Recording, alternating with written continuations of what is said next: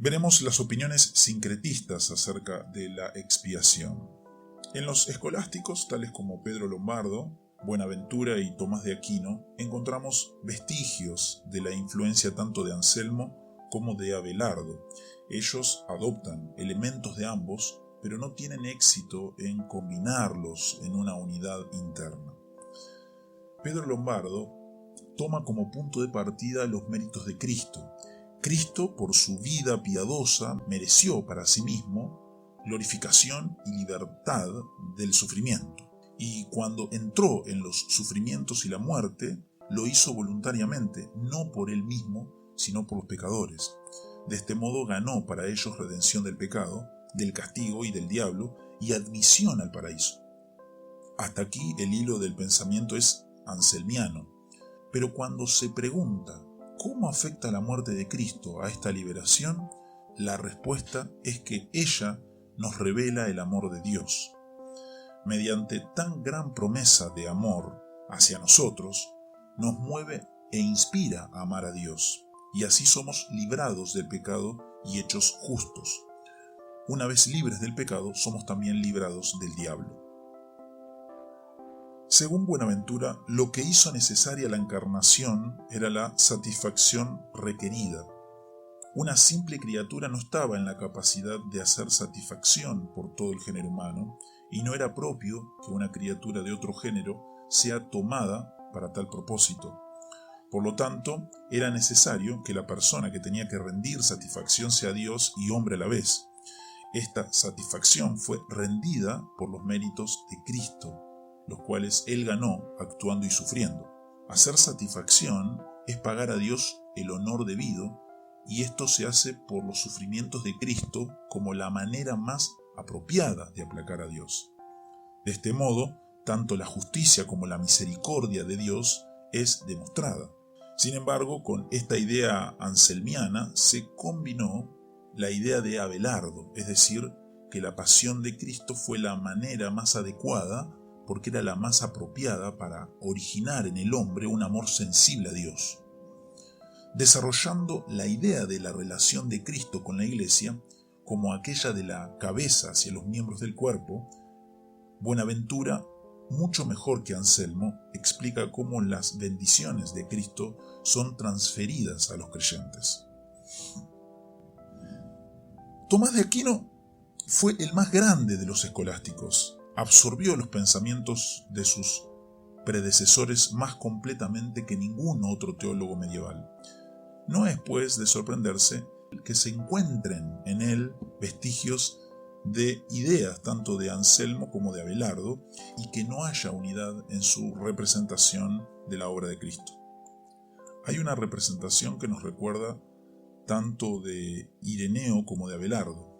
La plenitud de toda gracia habita en la naturaleza humana de Cristo, y por razón de que Él es ahora la cabeza del género humano, su perfección y virtud se derrama a los miembros del cuerpo en tanto que ellos estén dispuestos a pertenecer a la cabeza. En tanto nuevo hombre, Cristo es el principio y la levadura de la nueva humanidad. La obra de la redención es, de este modo, considerada desde el punto de vista que hace de Cristo el maestro y modelo del género humano mediante sus enseñanzas, acciones y sufrimientos.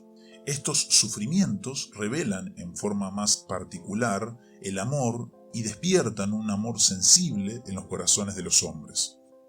Sin embargo, hay también en Aquino una línea de pensamiento más anselmiana, y esta es generalmente seguida por la Iglesia Católica Romana. Aquino mantiene que la redención no fue absolutamente necesaria, puesto que Dios podía haber permitido que el género humano perezca en sus pecados. Sin embargo, la considera como la más adecuada en razón de todos los atributos de Dios. Además, él es de la opinión que Dios pudo haber redimido al género humano sin demandar ninguna satisfacción adecuada.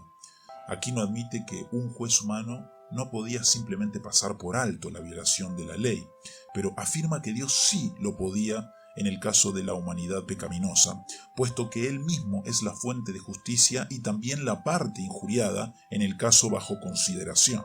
Dios mismo, por un acto de su voluntad, determinó lo que era correcto en este caso. y muy bien pudo remitir el pecado sin satisfacción, puesto que esto no habría hecho mal a nadie. Sin embargo, Dios escogió demandar una satisfacción, la cual hizo necesaria la encarnación del Hijo de Dios, porque un mero hombre no podía expiar el pecado cometido contra el Dios infinito. Los méritos de Cristo se extendieron a través de todo el tiempo de su existencia terrenal, de tal manera que cada acción de su vida contribuyó a la expiación por el pecado del hombre. Esto era realmente todo lo que era necesario para rendir satisfacción meritoria a Dios. Estrictamente hablando, la pasión y muerte de Cristo no eran necesarias. Sin embargo, habían razones de congruencia del por qué Dios quiso que la redención total sea realizada mediante la pasión y muerte de Cristo, a saber, que ello estaba en concordancia con su misericordia y justicia, y al mismo tiempo porque aseguraba el efecto más grande posible. La muerte de Cristo revela el gran amor de Dios y establece un ejemplo de obediencia, humildad, constancia, etc. No solamente libera del pecado, sino que también amerita gracia justificante y bendición eterna y ofrece un fuerte motivo para refrenarse del pecado. La pasión de Cristo efectúa la salvación de los pecadores de 4 maneras diferentes. Primero, mereciendo las bendiciones de salvación, las cuales son transferidas a los pecadores. Segundo, como una satisfacción superabundante, agradable a Dios, cuyos beneficios son comunicados a los fieles en virtud de la unión mística. Tercero, como un sacrificio voluntario con el cual Dios estuvo muy contento. Y cuarto, redimiendo pecadores de la esclavitud del pecado y del castigo. Aunque el hombre fue reducido a esclavitud espiritual por el diablo, éste no tenía derechos legítimos y por lo tanto no recibió el rescate. Sin embargo, aparte del bautismo y la penitencia, la satisfacción superabundante de Cristo no salva al hombre, y la razón de esto radica en la necesaria configuración de los miembros a la cabeza en el cuerpo místico de Jesucristo. Aunque estas opiniones de Tomás de Aquino revelan una considerable similaridad a las de Anselmo, son inferiores en algunos aspectos y superiores en otros. Son inferiores en que no manifiestan la misma coherencia lógica y son capaces de basar la necesidad de la expiación en la naturaleza divina, haciéndola simplemente dependiente de la voluntad de Dios, quien podría haber escogido otra manera e incluso pudo haber prescindido totalmente de la satisfacción. Este elemento de arbitrariedad enseguida llega a ser un puente hacia la teoría de la libre remisión de Duns Scoto. Las opiniones de Aquino son superiores, sin embargo, en abordar la idea de la satisfacción penal, es decir, de la satisfacción mediante el castigo, en su gran énfasis en los méritos de Cristo, lo cual anticipó las posteriores distinciones entre obediencia activa y pasiva, y en la introducción de la idea de la unión mística para explicar la transferencia de los méritos de Cristo a los creyentes. Veremos la expiación según Duns Scoto, mientras que Aquino representa la teología dominicana, que es la teología oficial de la Iglesia de Roma. Duns Scoto puede ser considerado como el fundador de la teología franciscana. Su trabajo es primariamente crítico y negativo. No escribió ninguna summa como Aquino, pero incorporó sus opiniones sobre la obra expiatoria de Cristo en sus comentarios a las sentencias de Lombardo.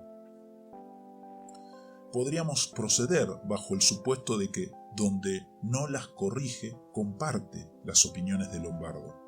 En este sentido, es posible obtener una construcción algo más positiva de su opinión de la expiación de la que de otra manera podría obtenerse. Él difiere de sus predecesores en algunos puntos importantes. Él hace que la expiación misma, el carácter que asume y del efecto que ella tiene, sea totalmente dependiente de la arbitraria voluntad de Dios. Afirma que no había necesidad inherente de rendir satisfacción. Esta fue necesaria solamente porque Dios así lo quiso, y fue un acto totalmente contingente. Además, sostiene que aún si se admitiera la necesidad de satisfacción, de ello no se seguiría que tenía que asumir la forma exacta que realmente asumió. No era necesario que el que la rindiese fuera Dios, o que fuera más grande que toda la creación. Un solo acto pío de Adán pudo haber servido para hacer expiación por su primer pecado. Nuevamente, él no considera que sea capaz de prueba el hecho de que la satisfacción tenía que ser rendida por un hombre. Dios pudo haber aceptado la obra de un ángel como suficiente expiación.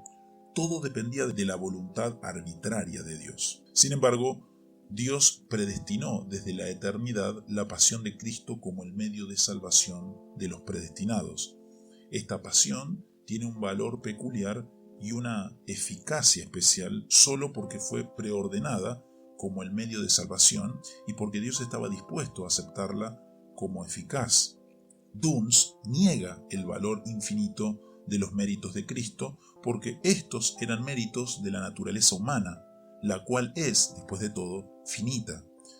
Sin embargo, Dios por un acto de su voluntad determinó aceptarlos como suficientes.